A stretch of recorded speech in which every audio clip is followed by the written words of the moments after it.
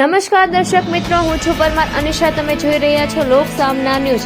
તો જોઈએ આજના સમાચાર બોટાદથી અમારા રિપોર્ટર વિપુલ લુહાર સાથે. બોટાદ જિલ્લાના રાણપુર તાલુકાના મોટી વાવડી ગામે લોકશાહીનો અનોખો દ્રશ્ય જોવા મળ્યો છે.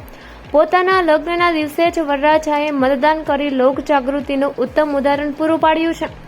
મોટી વાવડી ગામના વરરાજા કિશનદાસ મુકેશભાઈ દેસાણીએ મોટી વાવડી તાલુકા પંચાયત બેઠક તેમજ જાળીલા જિલ્લા પંચાયત બેઠક પર પોતાનો મત આપી નાગરિક ફરજ નિભાવી હતી.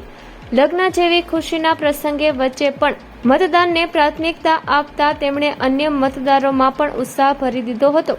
વરરાજાના આ કાર્યને ગામ લોકો દ્વારા વખાણવામાં આવી રહ્યું છે.